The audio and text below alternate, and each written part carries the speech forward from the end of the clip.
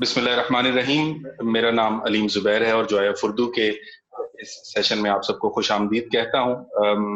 जो है उर्दू का एक मुख्तसर तारुफ पेश करता चलो कबल इसके कि हम आज के सेशन की तरफ आगे बढ़ें। उर्दू एक बाइलिंगुअल इदारा है। हम दोनों ज़बानों में, उर्दू और अंग्रेज़ी में, उर्दू के फ़रोग़ के लिए अपना कुछ हिस्सा डालते रहते हैं। हमारे जो मुख्तलिफ इस सिलसिले में काविशें हैं उसमें कुछ कुतुब की अशाअत का काम है, तर्जुमे का काम है।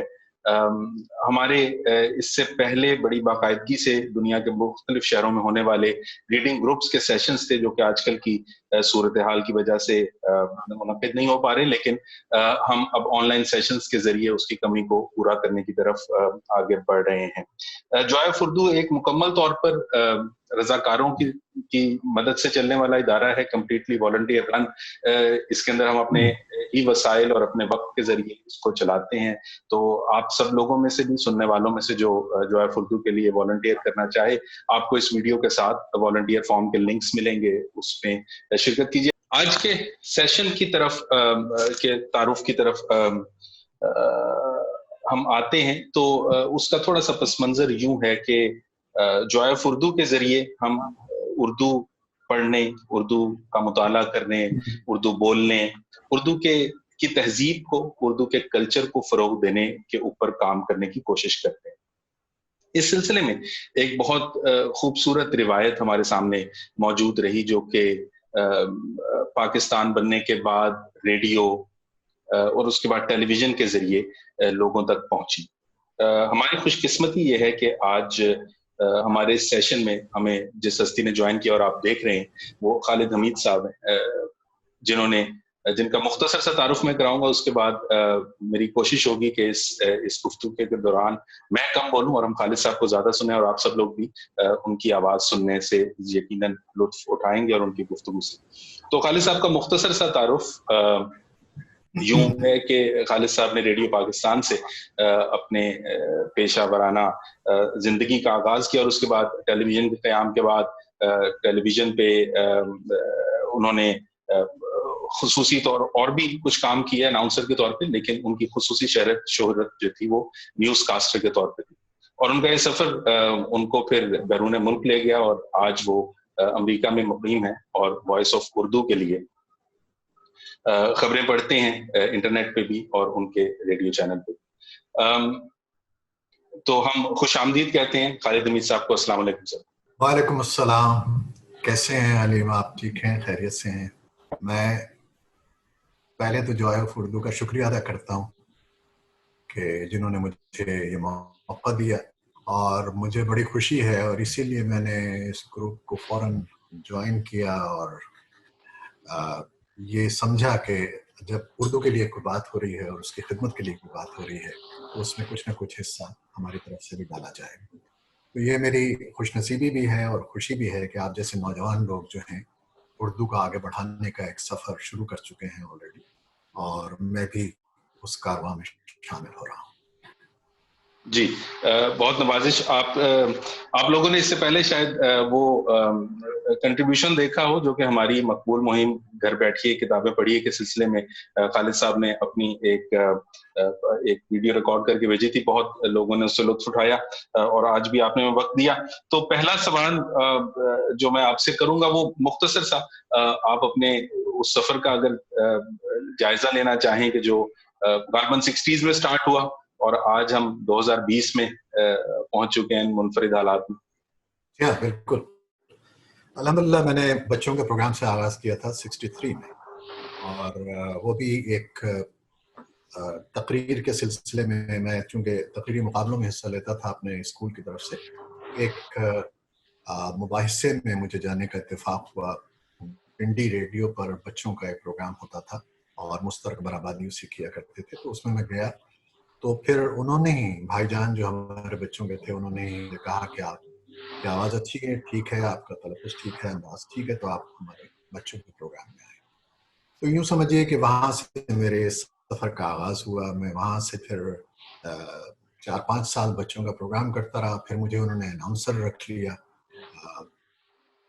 परमानेंट हो गए بعد میں پھر ٹیلیویژن آ گیا تو ٹیلی ویژن پہ چلے گئے, وہاں کچھ اداکاری کی, اور پھر نیوز کی طرف چلا گیا میں. تو نیوز میں پہلے میں نے 5 منٹ کے خبریں چھوٹی پڑھی, پھر خبرنامہ شروع کر دیا ماشاءاللہ. تو جب سے اب تک یہ سفر جاری ہے.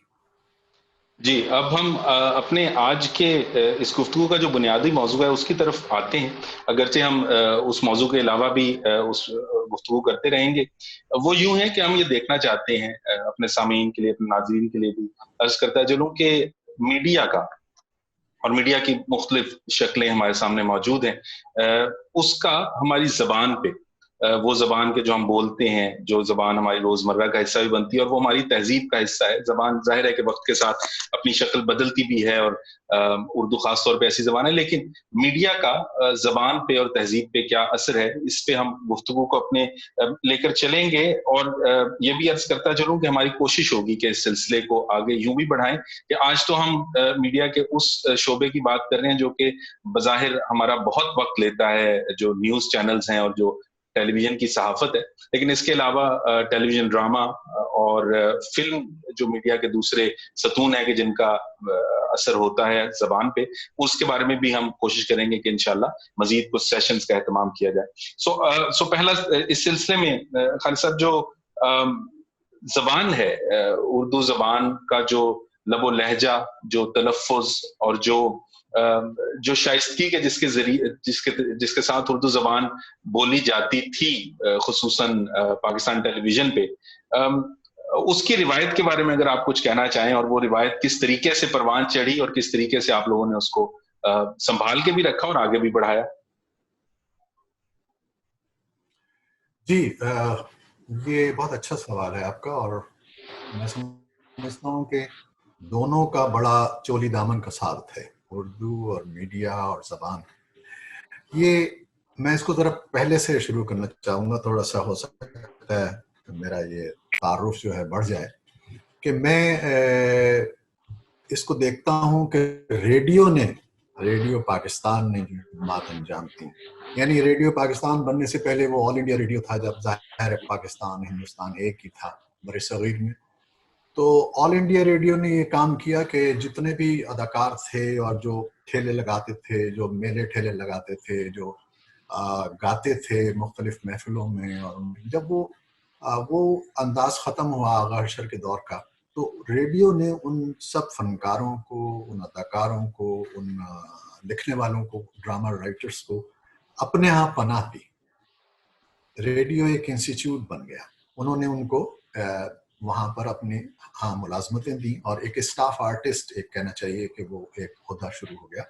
اس میں وہ فنکار بھی آتے تھے, اس میں لکھنے والے بھی آتے تھے, اس میں ڈرامے کے لوگ بھی تھے, اور انہوں نے پھر آ کر اپنی خدمات انجام دیں اور معاشرے کو سدھارنا شروع کیا. ہماری خوش قسمتی یہ ہے کہ 1947 میں جب یہ بٹوارا ہوا تو ریڈیو پاکستان وجود میں آیا.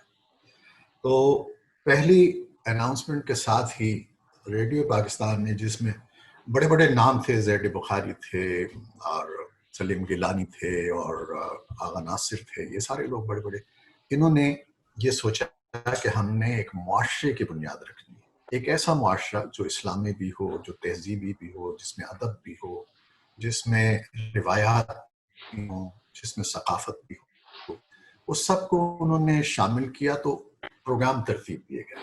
تو آپ دیکھتے ہیں, سنتے ہیں کہ ریڈیو نے جب آغاز کیا تو تلاوت سے آغاز ہوتا تھا, حمد اور نعت سے آغاز ہوتا تھا, پھر کوئی اچھی باتیں کی جاتی تھیں, اور پھر غزلیں, اور پھر گیت, پھر اس کے بعد فلمی گانے وغیرہ, اور اس کے ساتھ ساتھ ٹاکس یعنی بات چیت کے ایک اچھے مقرر کو بلا کے ان کی تقریر سنوائی جاتی تھی. پھر انہوں نے مختلف پروگرام ہر طبقے کے لیے شروع کیے, یعنی عورتوں کے لیے بھی ہوتا تھا, اس میں فوجی پروگرام بھی ہوتے تھے, زراعتی پروگرام بھی ہوتے تھے, بچوں کے پروگرام.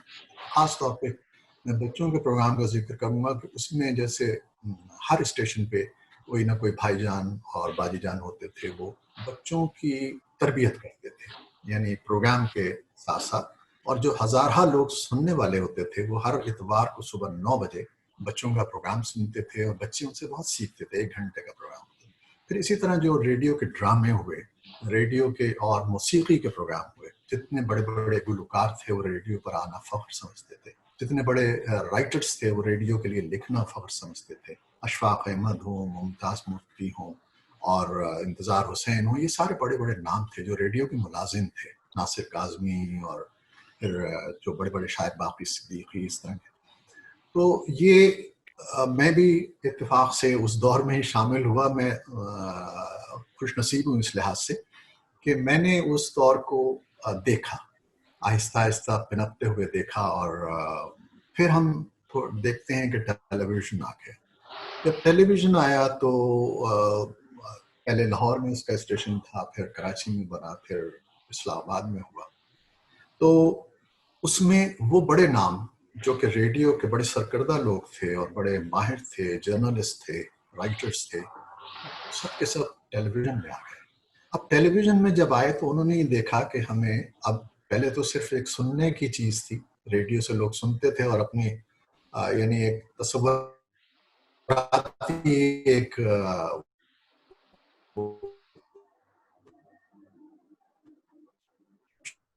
شکلیں بناتے تھے اناؤنس. تو انہوں نے پھر اس میں نہ صرف یہ اس تہذیب کو بھی شامل کیا جو ریڈیو سے چلی آ رہی تھی, ثقافت تھی, تہذیب تھی, ادب تھا, معاشرت تھی, اسلام تھا, یہ سب چیزیں انہوں نے ساتھ ساتھ لیں. لیکن انہوں نے یہ دیکھا کہ ٹیلی ویژن ایک جدید دور کا میڈیا ہے, تو وہ انہوں نے مغرب سے جو اچھی چیزیں تھیں میڈیا کی وہ بھی لی. اور وہاں ہمارے بہت سے لوگ بڑے ڈائریکٹر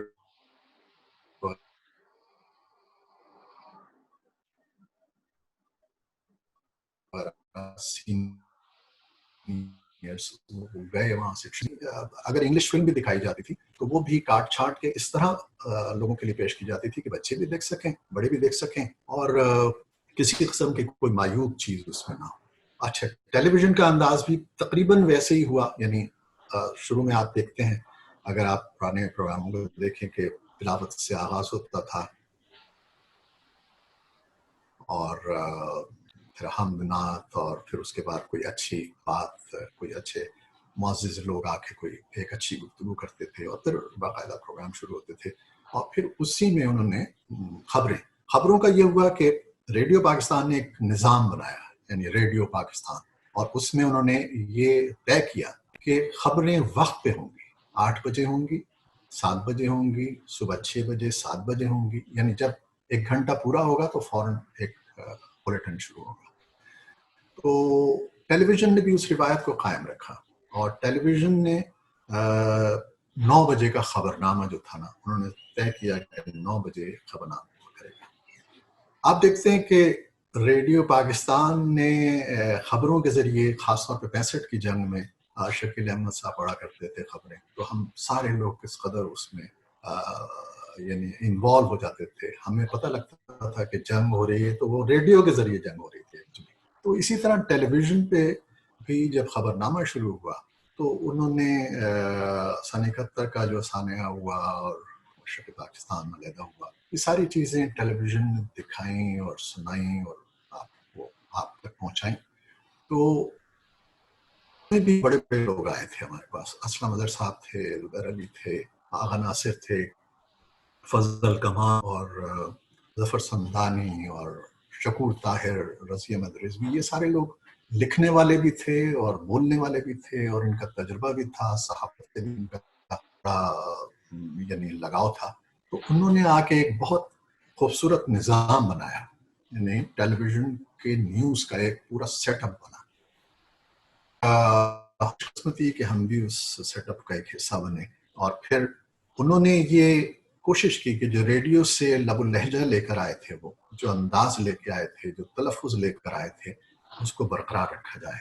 اور ریڈیو نے ہماری تربیت کی تھی کہ کس طرح بولنا ہے, لفظوں کا اتار چڑھاؤ کیا ہے, جملوں کی نشست و برخاست کیا ہے, اور کہاں پر کس چیز پہ اسٹریس دینا ہے. پھر یہ کہ اسٹیمنا کیا ہوتا ہے, آواز کیا ہوتی ہے, اس کو پہنچانا لوگوں تک کیا ہے. یہ سب چیزیں ٹیلی ویژن نے بھی آگے بڑھائیں. ٹیلی ویژن نے ساتھ میں کیمرہ بھی آ گیا, اور ہمیں کیمرے پہ دیکھنا, بولنا اور سیکھنا, یہ سب چیزیں ہم نے وہاں ٹیلی ویژن پہ سیکھی. تو یہ دونوں میڈیاز نے مل کے پورے معاشرے کی ایک بنیاد رکھی، اور اس پہ پھر آپ دیکھتے ہیں کیا اچھے اچھے ڈرامے ہوئے، فاطمہ سرائیہ بتیا کے، امجد اسلام امجد کے، اور حسینہ معین کے، اور کیا اچھے اچھے موسیقی کے پروگرام ہوئے، ترنم جیسا پروگرام ہوا، اور پھر شعر و شاعری کے بہت اچھے مشکل تھے، اور پھر جو اسلامی پروگرام تھے وہ ہوتے تھے، پھر مجالس ہوتی تھیں. آپ یہ دیکھیے رشید ترابی اور بڑے جو تھے وہ ہر سال ان کی آپ کو وہ خطاب ملتا تھا، تو وہ لوگ سیکھتے تھے، دیکھتے تھے. زید بخاری نے جو مرثیے پڑھے وہ ایک مثال بن گئے. تو یہ ساری چیزیں جو تھیں ایک معاشرے کا حصہ بن گئیں، اور ہم جڑ گئے اس پوری تہذیب کے ساتھ، چاہے وہ اپنے کسی بھی لحاظ سے ہوں، تو ہم ٹیلی ویژن اور ریڈیو سے جڑے رہے.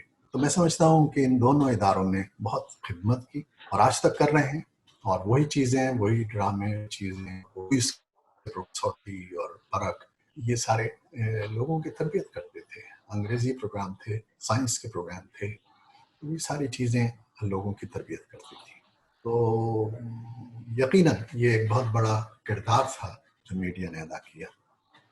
جی بہت دلچسپ آپ نے گفتگو کا آغاز جہاں سے کیا زید بخاری صاحب سے، تو وہ آل انڈیا ریڈیو کی بنیاد رکھنے والے لوگوں میں شامل تھے، اور آپ کی گفتگو سے یاد آیا کہ ایسا شخص آل انڈیا ریڈیو اور پھر ریڈیو پاکستان کی بنیاد رکھنے میں شامل تھا جو خود اردو اور فارسی کا ادیب بھی تھا، شاعر بھی تھا. اور اپنے ناظرین کے لیے یہ عرض کرتا چلوں کہ جس دور کی خالد صاحب بات کر رہے ہیں اس کی یادداشتیں ہم لوگوں کے پاس موجود ہیں. تو زید بخاری صاحب کی آپ بیتی سرگزشت وہ ضرور پڑھیے. آغا ناصر صاحب کی جو آپ بیتی ہے آغا سے ناصر تک وہ آپ دستیاب ہے، وہ پڑھ سکتے ہیں. اور ایک براڈ کاسٹر ابو الحسن نغمی صاحب تھے جو کہ اب امریکہ میں ہی مقیم ہے، ان کی آپ بیتی تو داستان جاری ہے، یہ آپ ہی نے اٹھا لی، میں اس کا نام لے رہا تھا. اور اس کے علاوہ ان کی دوسری ایک آپ بیتی کا حصہ ہی ہے، یہ لاہور ہے، تو وہ ریڈیو لاہور کے، ریڈیو پاکستان کے ابتدائی دنوں کی ایک پوری سرگزشت بیان کرتی. اور جس طرح سے آپ نے عرض کیا کہ ریڈیو اور پھر پی ٹی وی کے بھی شروع کے دنوں میں ایک بہت کردار جو تھا وہ ادیبوں، شاعروں اور اردو زبان کے ماہرین کا ہوا کرتا تھا. تو آپ کی یادداشت میں ایسے کچھ لوگوں سے ملاقات کو، گفتگو، جو آپ کو ان سے سیکھنے کا موقع ملتا رہا ہو؟ جی بہت لوگ تھے اس میں. میں نے جیسے بتایا کہ کچھ لوگ، میں چونکہ پنڈی اسلام آباد میں زیادہ رہا، تو ممتاز مفتی صاحب تھے، وہ آتے تھے ہمارے پاس. سید انصار ناصری تھے، وہ آتے تھے. اور اظہار کاظمی صاحب تھے، پھر نور احمد مرحوم تھے. یہ سارے لوگ جو تھے یہ ایک قسم کی اکیڈمی تھے. یعنی ہم ان کی محفل سجتی تھی اسٹوڈیو میں، اور ہم لوگ جا کے بیٹھ جاتے تھے، خاموشی سے ان کی باتیں سنتے تھے. پھر وہ اگر کوئی ڈرامہ کر رہے ہیں، اسکرپٹ لکھا ہے انہوں نے، تو اس کی ریہرسل ہوتی تھی، وہ ہم دیکھتے تھے. پھر کسی ڈرامے میں اگر میرا بھی پارٹ ہے تو میں جا کے بیٹھ جاتا تھا، اور وہ ایک ایک جملہ بتاتے تھے کس طرح ادا کرنا ہے. اظہار کاظمی صاحب جب بولتے تھے ان کا ایک انداز تھا شعر پڑھنے کا، اور یا سید انصار ناصری وغیرہ، یہ لوگ تلفظ کے بھی بڑے ماہر تھے. اور ان لوگوں سے ہم نے پھر جب ٹیلی ویژن پہ آئے تو اسمد اظہر اور زبیر علی، پھر شکور طاہر، پھر یہ سارے جو لوگ تھے اتنا خوبصورت لکھتے تھے. شکور طاہر یا محمد عارف صاحب تھے جو خبریں ترجمہ کرتے تھے، کہ ان کے جملے جو تھے، یہ چونکہ ریڈیو سے یہ لوگ تربیت لے کر آئے تھے، تو ان کے جملے اتنے خوبصورت ہوتے تھے کہ ہمیں بغیر ریہرسل کے پڑھنے میں بھی کوئی دشواری نہیں ہوتی تھی. یعنی ایک جملہ شروع ہوا ہے، اس کا کہاں اختتام ہوگا ہمیں پتہ ہوتا تھا کہ یہ کیا لکھیں گے، کیا لکھ رہے ہیں. تو آپ یہ دیکھیے کہ ہم جب خبرنامہ پڑھتے تھے تو اکثر اوقات یہ ہوتا تھا کہ اس کو ہم نے پہلے سے نہیں دیکھا ہوتا تھا، کیونکہ اس کی کاٹ چھانٹ کی ایڈیٹنگ اور یہ سب چیزیں اتنا ٹائم لیتی تھیں صبح سے شام تک کہ ہمیں موقع نہیں ملتا تھا کہ ہم ان کو پورا اسکرپٹ پڑھ سکیں. لیکن یہ بھی ہوا ہے کہ 50 منٹ کا خبرنامہ گیا ہے، اور وہ ہم نے بغیر دیکھے پڑھا ہے، کیونکہ ہمیں پتا ہوتا تھا کہ ہم نے ہوم ورک کیا ہوتا تھا. ہم نے صبح سے اخبار پڑھے ہوتے تھے، خبریں پڑھی ہوتی تھیں، اور جب ہم وہاں پہنچتے تھے تو ہمیں اندازہ ہوتا تھا کہ آج کیا ہوگا. تو اس کی وجہ سے پھر ہمارے لکھنے والے جو تھے ان کا ہمیں پتا تھا کہ یہ کس انداز سے لکھیں گے، کیا جملہ لکھیں گے، ہمیں بولنا ہوگا. تو اس میں ہماری مطلب روز ایک تربیت ہوتی تھی. تو پھر اس میں اگر کہیں کوئی غلطی ہو جائے، کچھ ہو جائے، بھول چوک ہو جائے، تو وہ بھی باقاعدہ ایک پھر ڈسکس ہوتا تھا، اور پھر تاکہ اگلے دن ایسا نہ ہو. تو یہ ایک سلسلہ تھا، ایک پورے کئی سالوں پہ محیط ہے. یہ تربیت کا سلسلہ ہے اور پیشکش کا سلسلہ ہے. یہ جو اگلا میرا سوال ہے، اس کو میں 2 حصوں میں توڑتا ہوں کہ جب خبر نشر کرنی ہے اور نیوز کاسٹر اس کو پڑھے گا تو اس کے 2 اہم ستون ہیں. ایک تو یہ کہ ادارت کا سلسلہ کہ وہ خبر کس طریقے سے لکھی گئی، کس طریقے سے نیوز کاسٹر کے ہاتھ تک آئی، اور اس کے بعد پڑھنا تو بہرحال نیوز کاسٹر نے لب و لہجہ بھی. اور اس میں ایک اضافی سوال جو میں ساتھ شامل کروں وہ یوں ہے کہ خبر کے مزاج کے مطابق بھی نیوز کاسٹر کا لہجہ ہوتا ہے. کوئی خوشی کی خبر اور کسی سانحے کی خبر کے لیے صرف ایک لب و لہجے سے اس کیفیت کو بھی اپنے اوپر طاری کیا جاتا تھا اور سنوایا جاتا تھا. تو یہ دونوں چیزیں کہ ادارت کا کیا بنیادی رول ہے اس میں، اور پھر اس کے بعد ظاہر ہے کہ آپ تک جب خبر آئے تو وہ لہجہ خبر کے مزاج کے مطابق کس طریقے سے برقرار رکھا جاتا تھا. ادارت کا تو میں نے بتایا نا کہ ہمارے پاس جو بڑے ایکسپیرینسڈ قسم کے لوگ تھے، جو ایک اس کا لفظ اور انداز اور جملہ سب اس کو دیکھتے تھے اور سنتے تھے، اور پورا ایک چینل تھا. یعنی ایک ٹرانسلیٹر جو ہے، خبر انگلش کی آتی تھی یا کہیں سے خبر آئی ہے تو اس کو بناتا تھا. اس کو بنا کے وہ پھر ایک پروڈیوسر کو دیتا تھا، پروڈیوسر اپنے ایڈیٹر کو دیتا تھا، ایڈیٹر سے پھر وہ سینئر ایڈیٹر کو جاتی تھی، ڈائریکٹر نیوز کو دیکھتے تھے، اور اگر ضرورت پڑتی تھی تو وہ اپنے سے بڑے کسی افسر کو، چیئرمین کو یا ڈائریکٹر کو سناتے تھے کہ یہ خبر. چونکہ پی ٹی وی اور ریڈیو پاکستان آپ کو پتا ہے کہ گورنمنٹ کے ادارے تھے، تو اس میں زیادہ تر جو خبریں ہوتی تھیں وہ ایسی ہوتی تھیں کہ ان کا براہ راست تعلق ہوتا تھا عوام سے اور حکومت سے. تو اس میں یہ احتیاط برتی جاتی تھی کہ کوئی ایسی بات ایسی نہ چلی جائے جو کسی کے سماجی لحاظ سے، مذہبی لحاظ سے، ادبی لحاظ سے کسی کی شخصیت کو مجروح کرتی ہوئی کوئی بھی بات ہو. تو وہ ساری چیزیں وہ مدیر جو تھا یا ایڈیٹر جو تھا یا ڈائریکٹر جو نیوز کا تھا وہ دیکھا کرتا تھا، اور اس میں کانٹ چھانٹ کر کے اور ہم تک بالکل صاف ستھرا بلیٹن لایا جاتا. بعض اوقات اس میں کانٹ چھانٹ ہوتی تھی جو ہم اس کو دیکھ لیتے تھے، لیکن زیادہ تر کوشش ہوتی تھی کہ اس کو پہلے تو تحریری ہوتا تھا، لکھ کر دیا جاتا تھا، پھر اس کے بعد ٹیلی پرومپٹر آیا جس سے ہم نے پڑھنا شروع کیا، اردو ٹائپ ہونے لگا تو وہ ہمیں تھوڑی سہولت ہو گئی. لیکن پھر اس میں یہ تھا کہ سامنے دیکھ کے پڑھتے تھے ہم پرومپٹ سے. لیکن اس سے پہلے یہ تھا کہ مختلف تحریروں میں آتا تھا، اور ہمیں یہ مشق تھی کہ ہم مختلف تحریروں کو بھی پڑھنے کا ایک کہنا چاہیے کہ وہ رکھتے تھے ملکہ. تو لیکن الحمدللہ ہم پڑھ لیا کرتے تھے چونکہ ایک تجربہ تھا ہمارا. تو یہ تو اس مرحلے سے گزر کے آتا تھا. پھر ہمارے اوپر ذمہ داری یہ تھی کہ ہم نے اس کو اس طریقے سے پڑھنا ہے کہ محسوس بھی نہ ہو کہ ہم کہیں بغیر اس کو دیکھے پڑھ رہے ہیں یا اس کے خبر کا ہمیں معلوم نہیں ہے. کیونکہ میں نے جیسے کہا کہ ہوم ورک کر کے آتے تھے تو ہمارے ذہن میں تو ہوتی تھی خبریں، اور اسے پڑھتے تھے، اور کیمرہ چونکہ دیکھ رہا ہوتا تھا اور لائیو ہوتا تھا، تو ہماری کوشش یہ تھی کہ ہم اپنے آپ کو پوری طور پہ ایک اس کے اندر انوالو کر لیں. یعنی یہ نہیں ہے کہ ایک نیوز کاسٹر جو ہے اس کی عام زندگی بالکل مختلف ہو اور دوسری زندگی جو میڈیا کی ہے وہ مختلف ہو.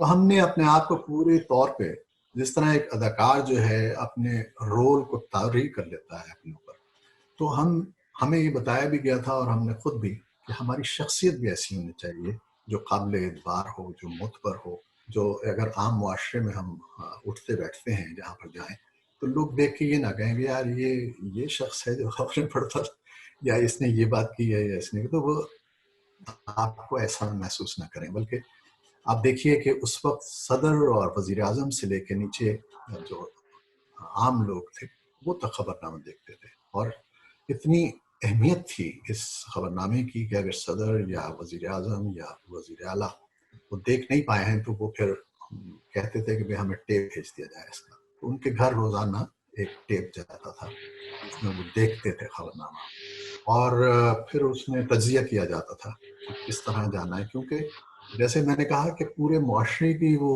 تربیت کر رہا ہوتا تھا, ان کے ذہنوں کو دیکھا رہا ہوتا تھا کہ بھئی یہ خبر گئی ہے تو اس کا کیا امپیکٹ ہوگا لوگوں کے ذہنوں پہ, عوام پہ, اور یہ کیا محسوس کریں گے. تو اس کے لحاظ سے پھر اس کو ترتیب بھی دیا جاتا تھا اور پھر آئندہ نکھارا بھی جاتا تھا. تو یہ نیوز کاسٹرز کی بڑی ذمہ داری تھی کہ وہ ہر چیز کو بہت صحیح طریقے سے اور انداز میں پیش کر دیں. اور اس میں پہلی بات تو یہ ہوتی تھی کہ آپ اپنی بہت جذباتیت نہ دکھائیں, اس میں کوئی ہم بالکل ایک پیغام دیتے تھے, لیکن یہ بھی نہیں تھا کہ ہم روبوٹ بن جاتے بالکل, کہ ایک بالکل ٹھیک ہے لفظ جو ہیں نکلتے چلے جا رہے ہیں ان کا کوئی.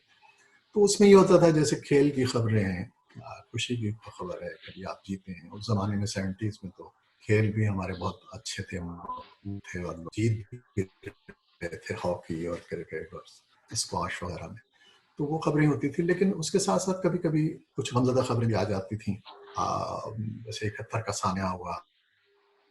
جو ہمارے پڑھنے والے تھے ظاہر ہے انہوں نے اس کو اس درد سے پڑھا. پھر اگر اموات ہوتی تھیں یا سیلاب آ گیا, زلزلہ آ گیا, اس قسم کی جو خبریں ہوتی تھیں اس میں ظاہر ہے آپ کے اندر کے بھی کیفیت ہوتی تھی. لیکن کوشش یہ ہوتی تھی کہ ہم اپنے جذبات کا بہت زیادہ اظہار نہ کریں, بلکہ ایک خبر کو صحیح طریقے سے عوام تک پہنچا دیں. یہ ہمارا کام تھا اور ہم کرتے تھے.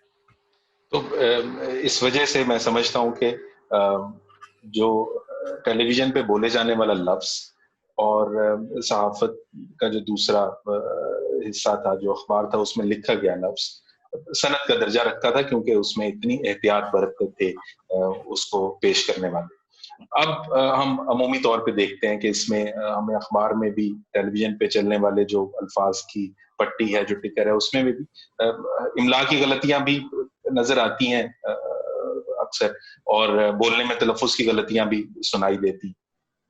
لیکن اس میں یہ بھی شک نہیں کہ یہ جتنا آپ نے بتایا کہ جن مرحلوں سے گزرتی تھی خبر, اب اس کا شاید وقت نہیں ہے لوگوں کے پاس. بریکنگ نیوز کا ایک کلچر آ گیا, اب ہر خبر بریکنگ نیوز ہے اور اس کو انہی چند لمحوں کے اندر پریزنٹ کرنا ہے. شاید اس وجہ سے نیوز کاسٹر کے اوپر کچھ ذمہ داری بھی زیادہ پڑ گئی, کیونکہ ادارت کا وقت تو شاید کوئی ٹیلی ویژن نہ دیتا ہو اپنے نیوز کاسٹر کو. تو یہ جو کلچر ہے کہ ہر خبر ہی بریکنگ نیوز ہے اور اس کو ایک مخصوص انداز سے پڑھا جانے لگا ہے, جو کہ اکثر بڑے زور و شور سے پڑھا جاتا ہے, اس کو آپ کس طرح سے دیکھتے ہیں؟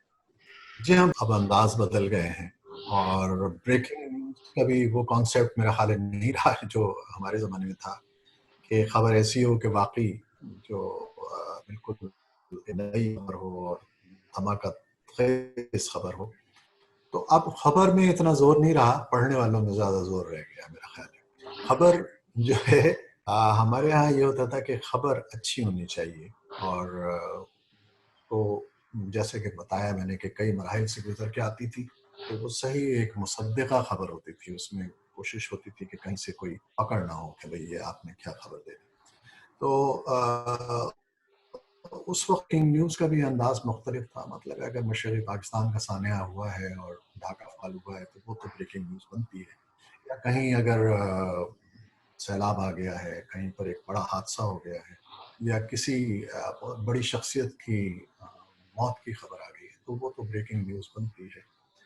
لیکن اگر ایک میاں والی میں کسی کتے نے کاٹ لیا کسی انسان کو, وہ تو خبر نہیں بنتی. وہ آپ دیکھ کے اس کو خواہ سنسنی خیزی پھیلا رہے ہیں. تو یہ انداز بدل گئے ہیں, اور میرا خیال ہے کہ سوچ کا فرق ہے. جیسے کہ میں نے کہا کہ ہم تو ایک نظام کا حصہ تھے, یعنی ایک پورا سسٹم ریڈیو نے بنایا تھا, اس میں خبروں کا بھی ایک پورا نظام تھا کہ ڈائریکٹر نیوز ہوتا تھا, پھر اس کے نیچے ایک پورا نیوز روم ہوتا تھا, پھر نیوز سے جو خبریں نکلتی تھیں وہ مختلف لینگویجز میں جاتی تھیں، ٹرانسلیٹ ہوتی تھیں، پھر پروڈیوسرز اور ان کو پیش کرتے تھے. اور اسی طرح ٹیلی ویژن میں اپنا ایک سسٹم بنایا، ایک بہت بڑا نیوز روم بنایا جس میں ڈائریکٹر نیوز اور نیچے جتنے لوگ ہوتے تھے وہ ترجمے کر رہے ہوتے تھے. اور شام کا بلیٹن ہے 5 منٹ کا، پھر پنجابی کا بلیٹن ہے، پشتو کا بلیٹن ہے، سندھی بلیٹنس ہیں، یہ سب چلتے تھے. تو وہ سارے ترتیب سے یعنی شاخیں تھیں اس کی، وہ پھیلتی چلی جاتی تھیں اور اس میں سے خبر نکھرتی ہوئی لوگوں تک پہنچتی تھی. اور پھر اسی طرح ان کے نیوز کاسٹرز تھے، ہر زبان کے اپنے نیوز کاسٹر تھے. تو بریکنگ نیوز کا جو کانسیپٹ تھا وہ سوائے اس کے کہ بہت بڑی، جیسے میں نے کہا کہ دھماکہ خیز خبر ہو، اور وہ بھی پھر اوپر سے اس کی اجازت لے کے ہر ایک سے اس کی تصدیق کر کے، اور 3-4 سورسز کم از کم ایسے ہوتے تھے نیوز کے جن سے تصدیق کی جاتی تھی کہ خبر صحیح ہے، پھر وہ بریکنگ نیوز دی جاتی تھی.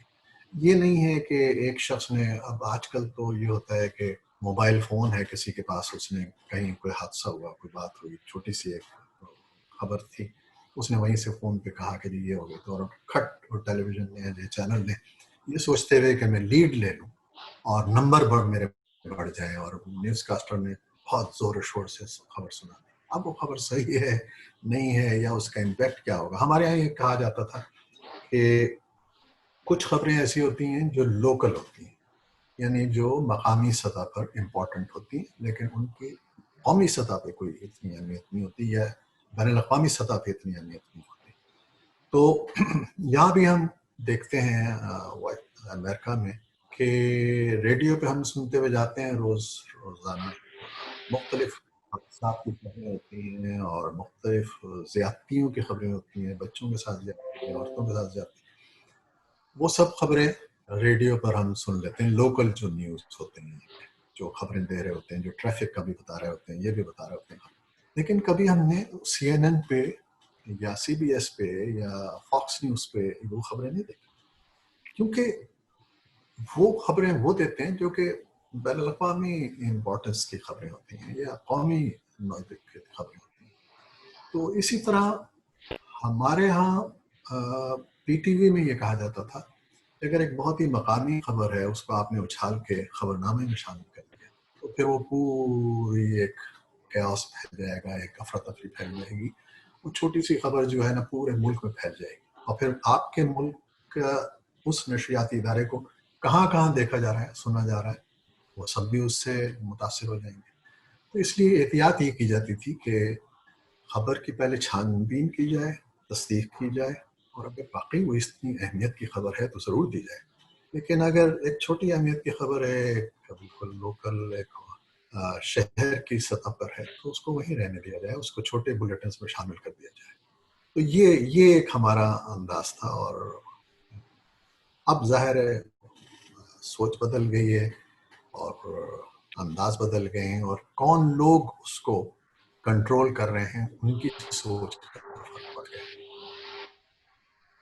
جی بہت اچھا نقطہ آپ نے بیان کیا کہ خبر کا جو معیار ہے کہ وہ لوکل ہے، ریجنل ہے یا قومی ہے یا انٹرنیشنل ہے، اس کو بھی ملوز خاطر رکھا جانا چاہیے. ایک اور نقطہ جو ٹیلی ویژن کا، براڈ کاسٹر کا تہذیب سے وابستہ رہنے کا یوں تھا کہ جو شخص اردو خبر نامہ پڑھتا تھا اس کا جو لباس ہے اور جو اس کا پورا خد و خال ہے وہ بھی ایک تہذیب کی نمائندگی کرتے تھے.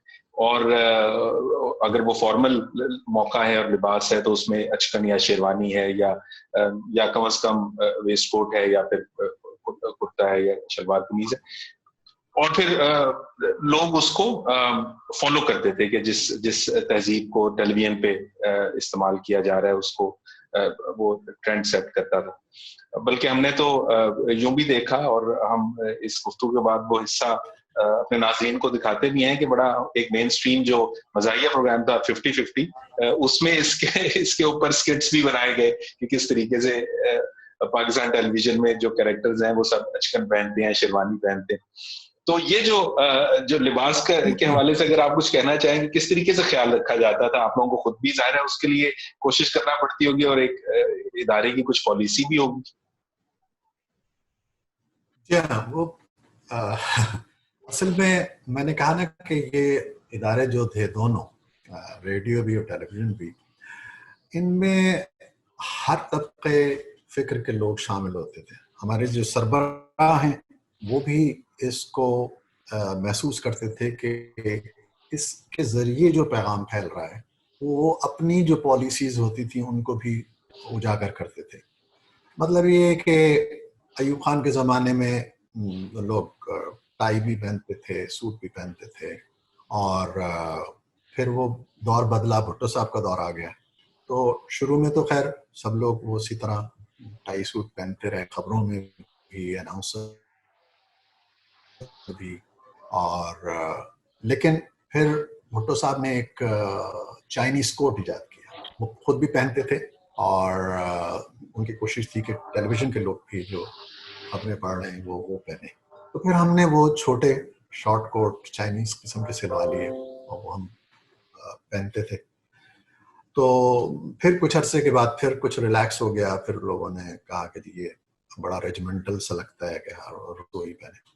تو پھر ٹائی سوٹ پہننا شروع کر دیا. لیکن پھر ضیاء الحق صاحب آ گئے تو انہوں نے شیروانی، ان کی شیروانی آ گئی. اب وہ راتوں رات شیروانی کا جو آرڈر جب ہوا تو اس میں بہت سے لوگوں کے پاس شیروانی تو نہیں تھی. ہم تو اتفاق سے، میں چونکہ اسکول میں بھی کالج میں بھی تقریری مقابلوں میں حصہ لیتا تھا، میرے پاس شیروانی تھی. ہمارے اظہر لودھی صاحب تھے، وہ ان کے پاس چونکہ مختلف موقعوں پہ اناؤنسمنٹ کرتے تھے اور ان کے پاس اچھی شیروانی اور کوٹ تھے، وہ بھی تھے. سلطان غازی صاحب ہمارے پڑھتے تھے، وہ ان کے اپنے کوٹ وغیرہ. لیکن بہت سی جگہوں پہ جیسے کراچی ہے یا پشاور یا کوئٹہ، ان کے پاس راتوں رات جب یہ آرڈر آیا تو شیروانی سب کے پاس تو نہیں ہوتی. تو انہوں نے مطلب یہ کہ اب کسی کی ادھار لی یا کہیں سے لے لی، یا ہماری وارڈروبس ہوتی تھی ٹیلی ویژن کی، تو اس میں سے بھی بعض اوقات وہ کوئی اگر شیروانی فٹ آ گئی. مطلب جیسے کراچی میں لوگوں کا تقریباً ایک جیسا سائز ہوتا ہے، تو انہوں نے کہا کہ بھائی ٹھیک ہے، یہ راتوں رات وہ پہن لی. اس سلسلے میں ایک واقعہ میں آپ کو سناتا چلوں، پھر آپ بے شک جو کچھ بتانا چاہیں. وہ ہمارے ہاں ایک انگلش کے ایک نیوز کے آڈیشن کے لیے ایک صاحب آتے تھے، نوجوان تھے، اور وہ کافی بیچارہ کوشش کرتا رہا لیکن اس کی داد نکل رہی تھی، اسے رکھا نہیں گیا. پھر وہ خیر مایوس ہو کے ڈراموں کی طرف چلا گیا. اس نے کہا کہ ٹی وی میں مجھے کچھ کرنا ہے تو میں ڈرامے کروں. تو وہ ایک اتفاق سے ایک دن وہ پورا پنجاب کا کوئی کردار ادا کر رہا تھا، تو لاچا پہن کے اور پوری چیز وہ کہیں گھوم رہا تھا. اتفاق سے اس دن انگلش کا ایک نیوز کاسٹر نہیں آیا. تو وہ کسی نے کہا آپ کون پڑھے؟ آپ اردو میں تو یہ ہوتا تھا کہ کوئی بھی پڑھ دیتا تھا، لیکن انگریزی کے لیے ضروری ہے کہ جو انگریزی جاننے والا ہو. تو کسی نے کہا جی وہ فلاں لڑکا ہے وہ جو بار بار آتا تھا، وہ وہاں آیا ہوا. تو انہوں نے کہا کدھر ہے؟ انہوں نے کہا جی وہ ڈرامے کی ایک وہ ریکارڈنگ کرا. کہنا بلاؤ اس سے جلدی سے بلاؤ. تو اب کیا کریں، وہ لاچا پہنے ہوئے اور رنگین اس کا میک اپ. تو انہوں نے کہا کیا کریں؟ تو انہوں نے کہا کہ بھائی جاؤ وارڈ روم میں دیکھو یا کہیں میک اپ روم میں دیکھو کوئی اگر تمہیں شیروانی یا کوٹ مل جائے بند گلے کا. تو وہ بھاگا گیا. تو ٹائم بہت کم تھا، تو ایک کوٹ اس سے مل گیا جو اس کو فٹ آ گیا. تو نیچے لاچا پہنے ہوئے تھا، اوپر وہ کوٹ پہنے ہوا تھا، اور اس نے وہ خبریں پڑھی. بہت خوب، بہت خوب. اور اسی پس منظر میں ہم ناظرین کے لیے پیش کرتے ہیں یہ 50-50 کے اسکٹ کا یہ تھوڑا سا حصہ. اس کے بعد ہمارے پاس ایک اور 50-50 کا اسکٹ کا ایک ٹکڑا ہے کہ جس کے اندر ایک ریسٹورینٹ میں ایک رومانٹک سین ہے کہ جس کے اندر ہیرو کو نیوز کاسٹر کے طور پہ پریزنٹ کیا گیا. اب آگے بڑھیں تو اب چونکہ ہم اپنی گفتگو کا سلسلہ جو ہے اردو میں کوشش کرتے ہیں کتابوں سے جڑا رہے، تو آپ کو بھی کتب بینی کا شوق رہا ہمیشہ سے. ابھی بھی اتفاق سے میں نے کتاب کا نام لیا تو وہی آپ کی میز پہ موجود تھی. تو کتابیں پڑھنے کا ایک نیوز کاسٹر یا براڈ کاسٹر کی زندگی پہ کتنا مثبت اثر ہو سکتا ہے، اس پہ کچھ بات ہو جائے. اور آپ کے پسندیدہ مصنفین، شاعر، لکھنے والے کون سے رہے؟ ابوالحسن نغوی صاحب کی ایک کتاب میں جو آپ ذکر کر رہے تھے، داستان جاری، تو اپنی زندگی. پھر اسی طرح اور بھی یہ میرے پاس کتابیں ہیں. ایک ہماری مرحومہ آصفہ فاروقی تھیں، ان کے میاں ہمارے ڈائریکٹر نیوز تھے. انہوں نے اپنی अपने उनको कैंसर हो गया था तो उन्होंने फिर ये किताब लिखी, बड़ी बनी अपनी दास्तान। फिर एक जावेद सिद्दीक साहब हैं ये इंडिया में, इन्होंने मुख्तलिफ लोगों के खाके बयान किए। तो ये मुझे शौक़ है कि मैं इस किस्म की किताबें पढ़ता हूँ। जो मुख्तलिफ दीवान हैं शायरी के वो भी मेरे पास आते रहते हैं और मैं पढ़ता हूँ उन्हें और बहुत शौक़ से, और अशार मैं खूब मज़े लेकर पढ़ता हूँ और उसको सुनाता भी। हम सब लोगों ने भी बहुत लुत्फ उठाया था जब आपने अपनी एक वीडियो शेयर पढ़ने की भेजी, तो हमारे बहुत से फॉलोअर्स ने, सामीन ने, नाज़रीन ने दरखास्त की हमसे कि खालिद साहब से जब आप गुफ्तगू करें तो उनसे भी ये सवाल भी कीजिए, कुछ शेर पढ़ के अगर वो सुना दें। और ख़ास तौर पे हमारी एक फॉलोअर हैं जियान डियाज, वो भी अब मुल्क से बाहर मुकीम है लेकिन पाकिस्तान से जो रिश्ता कायम है उसकी वजह से वो चाह रही थी कि उनके लिए भी तो कुछ अगर आप शेर पढ़ के सुनाना चाहें तो बड़ी इनायत हो। अब बात यह है कि कुछ तो असातिज़े कराम के अशार हैं, जैसे गालिब का तो हर एक को पता है और लोग बड़े शौक़ से पढ़ते हैं, उन्हें मीर तकमीर को पढ़ते हैं, लेकिन मैं मौजूदा शायरों को भी पढ़ता हूँ। ये तो शेर ऐसे हैं जो कि सब लोगों ने सुने हुए भी हैं और ज़बान ज़द आम है, और बड़े शायर की पहचान ही ये होती है कि उसका शेर जो है ना वो आज 100 साल गुजर गए हैं लेकिन गालिब के जो अशार हैं लोग, और कुछ मैंने अभी देख रहा था कि मौजूदा हालात से भी बड़ी मुताबिकत रखते हैं। तो गालिब साहब का मैं एक 2-3 शेर आपके लिए पेश करता हूँ कि रहिए अब ऐसी जगह चलकर जहाँ कोई ना हो, हम सुखन कोई ना हो और हम ज़बां कोई ना हो। अब आजकल जो माहौल है, हम घरों में बैठे हैं, तो कहते हैं बेदरो दीवार सा एक घर बनाया चाहिए, कोई हमसाया ना हो और पासपास कोई ना हो। पड़िए गर बीमार तो कोई ना हो तीमारदार, और अगर मर जाइए तो नौहा खां कोई ना हो। क्या कहने। आप ये देखिए 100 साल पहले उन्होंने कहा था और आज हम उसी दौर से गुजर रहे हैं। वो सब कुछ भूल गए कि पड़िए घर बीमार तो कोई ना हो तीमारदार, और अगर मर जाइए तो नौहा खां कोई ना हो। ये बड़े शायरों का कमाल था कि वो कहाँ तक देखते थे और कहाँ तक उनकी नजर होती थी, क्या सोचते थे। फिर वो कहते हैं दायम पड़ा हुआ तेरे दर पर नहीं हूं मैं, खाक ऐसी जिंदगी पे कि पत्थर नहीं हूं मैं। क्यों गर्दिशे मुदाम से घबरा न जाए दिल, इंसान हूं प्याला वो सागर नहीं हूं मैं। यार अब जमाना मुझको मिटाता है किस लिए, लोहे जहां पे हरफे मुकर्रर नहीं। तो अब मुझे नहीं पता कि आपके पास वक्त कितना है और मैं क्या कुछ सुना सकता हूँ। जी आप जब तक भी सुनाइए। कोई अगर आप बता रहे थे कि मौजूदा जो लिखने वाले हैं शायर हैं उनमें से आप किसको पढ़ रहे हैं। जी वो मैं ये इतने मशहूर शायर तो नहीं है लेकिन बहुत उम्दा शायर है मुस्तफ़ा राही, इनका कलाम मैं देख रहा था तो उसमें उनकी एक बड़ी खूबसूरत गजल मेरे सामने आई। हम भी है दोस्त गमे इश्क के मारे थे कभी, हमने भी चंद हसीन लम्हे गुजारे थे कभी, कौन मानेगा किसे आज यकीन आएगा, हम भी दुनिया को दिलो जान से प्यारे थे कभी। वाह क्या अब कह ये आलम है, अब ये आलम है खलाओं में भटकती है नजर, जर्रे जर्रे में नेहा चांद सितारे थे कभी। अब वही हाथ हैं और चाहे गिरिबां जालिम, जिनसे दिन रात तेरे बाल सवारे थे कभी। भूल न चाहूं अगर मैं तो भुला भी न सकूं, उफ वो लम्हे जो तेरे साथ गुजारे थे। क्या कह। इतनी जालिम तो न थी गर्दिशें दौरान राही, उन्होंने अपना तखल्लुस इस्तेमाल किया मुस्तफा राही साहब ने।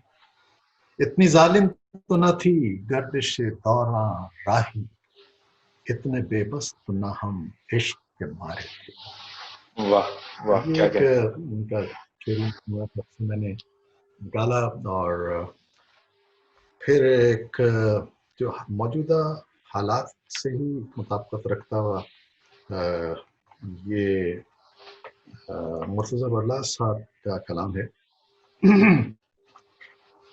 کتاب سادہ رہے گی کب تک، کہیں تو آغاز سے باب ہوگا. واہ. کتاب سادہ رہے گی کب تک، کہیں تو آغاز سے باب ہوگا. جنہوں نے بستی اجاڑ ڈالی، کبھی تو ان کا حساب. واہ واہ کیا. سحر کی خوشیاں منانے والوں، سحر کے دن بتا رہے ہیں، ابھی تو اتنی گھٹن بڑھے گی کہ سانس لینا عذاب. سبحان اللہ. دوبارہ پڑھیے گا.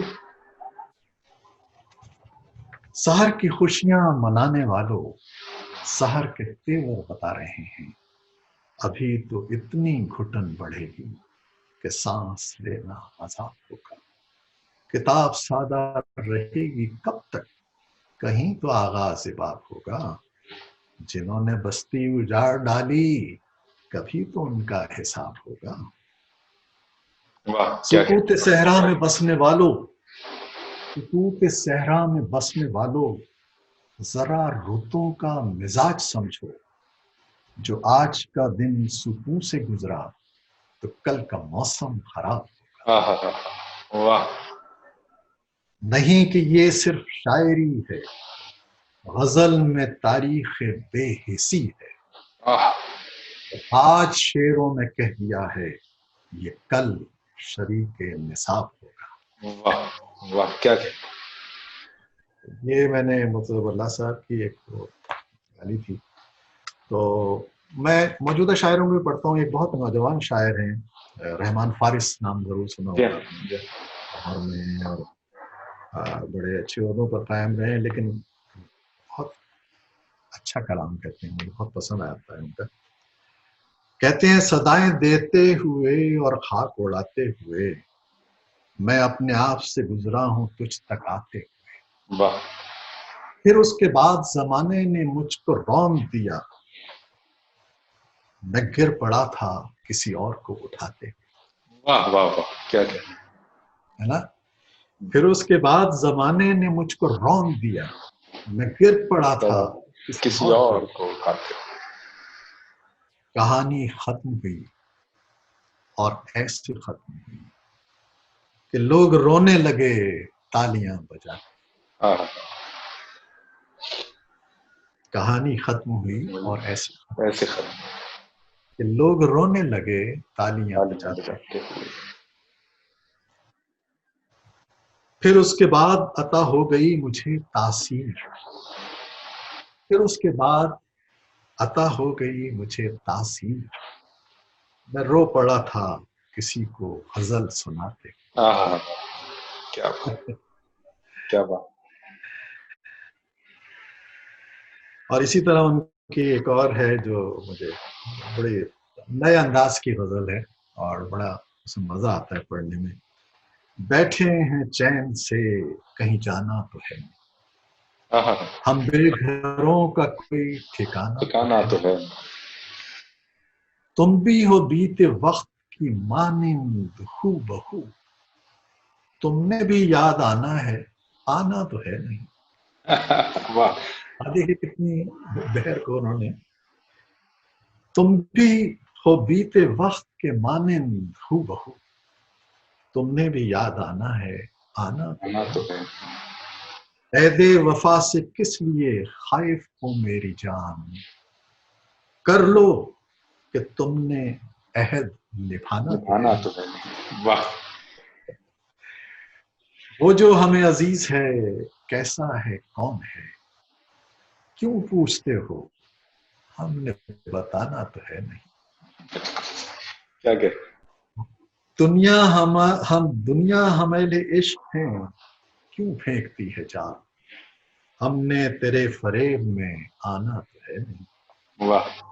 اور پھر دیکھیے گا شعر، کوشش کریں تو لوٹ ہی آئے گا ایک دن، وہ آدمی ہے گزرا زمانہ تو ہے نہیں. واہ واہ واہ کیا کہ کوشش کریں تو لوٹ ہی آئے گا ایک دن، وہ آدمی ہے गुजरा जमाना वो इश्क तो करेगा मगर देखभाल के, फारिस वो तेरे जैसा दीवाना तो है। वाह वाह वाह, क्या क्या है। ये यहाँ इश्क इश्क बखैर बखैर। उनकी किताब रवान फारिस की।